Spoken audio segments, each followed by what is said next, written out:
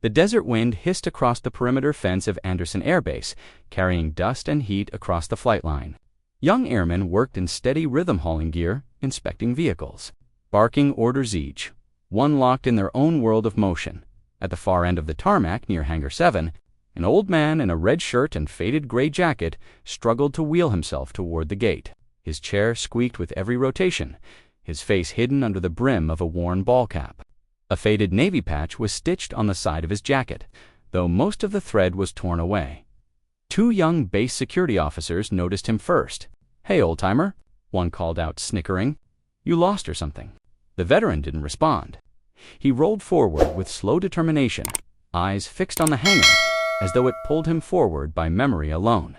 The second guard, a tall man with mirrored sunglasses, crossed his arms. "Sir, this is a restricted area. You can't just roll up in here like it's a nursing home tour." The old man stopped his wheelchair just short of the checkpoint line. "I'm here to see Captain Ryland," he said, voice steady but soft. Both guards shared a look. "Captain Ryland? He's commanding Blue Squadron. You got an appointment." The veteran's lips pressed into a thin line. "I was invited." The guards laughed. "Invited?" One repeated. By who got himself, a small crowd of nearby crewmen began to glance over. The situation was turning into entertainment aboard base. An old intruder. The old man adjusted his jacket sleeve, revealing a tattoo partly hidden beneath wrinkles. A trident, etched deep and faded by decades. "Sir," the taller guard said, stepping closer, "you need to turn around. I don't want to make this ugly." The veteran looked up, meeting his reflection in the man's mirrored glasses. You couldn't if you tried. A ripple of murmurs passed through the onlookers. The younger men didn't know if it was arrogance or just dementia talking.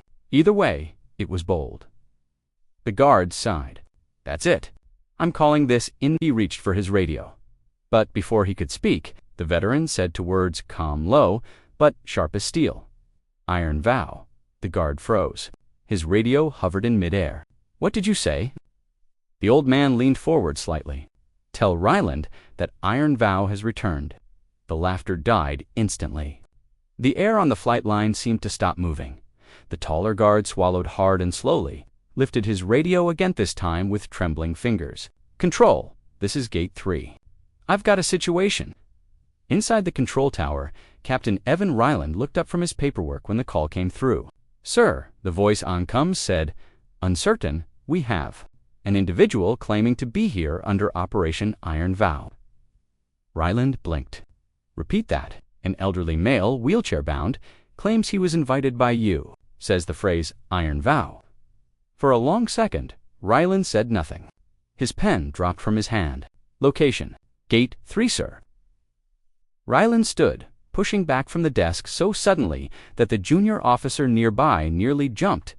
He walked faster than anyone had seen him move in years. When he stepped outside the tower, the midday light hit his eyes. The air shimmered with heat, and at the far edge of the base, he saw the small crowd forming dot as he approached. He could see the wheelchair now, the gray jacket, the red shirt, the stillness of the man's posture. For a moment, the captain's steps faltered. He whispered the name under his breath like a ghost returning from the sea. "Commander Hale." The guards snapped to attention as Ryland arrived. The tall one stammered, "Sir, he said something about—" "I heard," Ryland cut in. His voice carried weight now, the kind that silenced every murmur around them. He walked up to the veteran, eyes searching his weathered face. "I thought you were gone." The old man smiled faintly. "I was—" Ryland swallowed hard. "Iron Vow ended 27 years ago. We buried you in the after-action file." "I know," the old man said softly. "That's why I'm here." Ryland knelt slightly, lowering his voice. "You shouldn't be on this base. They'll have your name flagged." And the veteran raised a trembling hand. "You still keep her in the hangar." Ryland's breath caught. "You mean her?" The veteran nodded. "The Seahawk, Unit 47 Black, she's the only one left." Ryland's throat tightened. The aircraft han old SH-60 Seahawk wasn't just a relic. It was a memorial, kept grounded in honor of a mission no one spoke about anymore. "You came back for her?" Ryland asked. The old man's eyes drifted toward the hangar doors, shimmering under the heat. "No, I came back to finish what we started." Later that evening, the base fell into a hush. The Old Man Commander and Nathan Hale, retired, sat inside Hangar 7 under the dim glow of sodium lights. The Seahawk stood before him, dust-covered but majestic, like an old soldier standing eternal watch. Ryland approached from behind, carrying 2 coffee cups. "You still take it black?"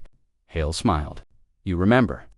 They sat in silence for a while, the hum of fluorescent lights filling the space. Finally, Ryland spoke. "Iron Vow was never declassified. Even mentioning it could get you detained." "I know," Hale said, "but the operation isn't over." Ryland frowned. "You can't mean I do." The old man turned his eyes toward the helicopter. "You ever wonder why they buried it so deep?" Ryland hesitated. "Because it was messy. Because we lost people." "Because we weren't supposed to succeed," Hale said quietly. Ryland froze. "What?" Hale's hands trembled as he took a sip. "Iron Vow wasn't meant to rescue those hostages. It was meant to erase evidence. We were sent to clean a secret, not save lives." Ryland stared at him. "That can't be true. You saved 30 civilians." "I disobeyed orders," Hale said, voice barely above a whisper. "That's why they erased me." The hangar fell into silence again, thick and heavy. Then Ryland said, "So why now?" "Because the truth's about to vanish for good," Hale said, looking up. "They're dismantling the Seahawk tomorrow. Once she's gone, so is everything that happened." Ryland exhaled slowly. "You want me to help you steal a classified aircraft?" Hale smiled faintly. "Borrow just long enough to fly one last mission." Ryland stared at the Mantha legend turned Ghostan for the first time in years. He felt that old pulse of adrenaline, the fire of duty. "Tell me what you need," he said. Under the veil of midnight, the hangar came alive with whispers.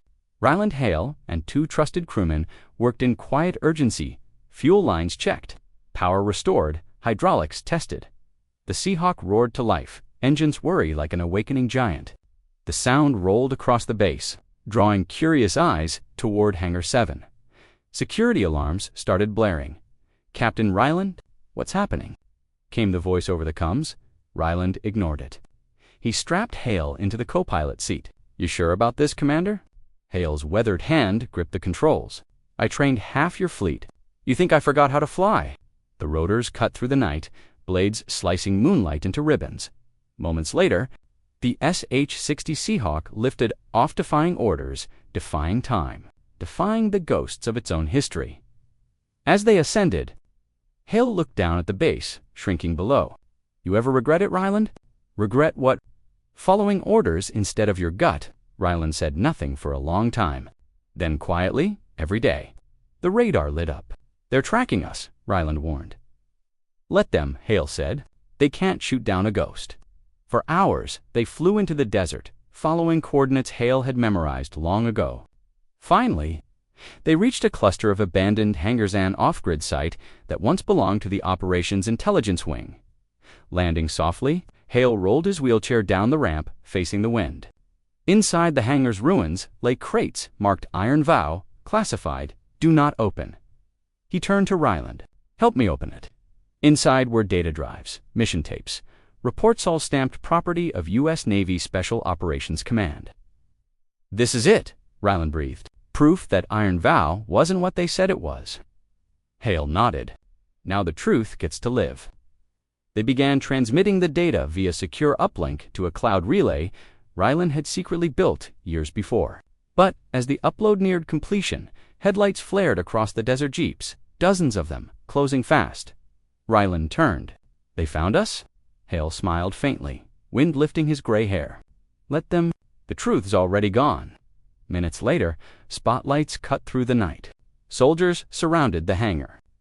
The old man sat motionless in his chair, staring up at the Seahawk glowing under the floodlights. A colonel stepped forward. "Commander Hale, you're under arrest for violation of Save Your Breath," Hale interrupted softly.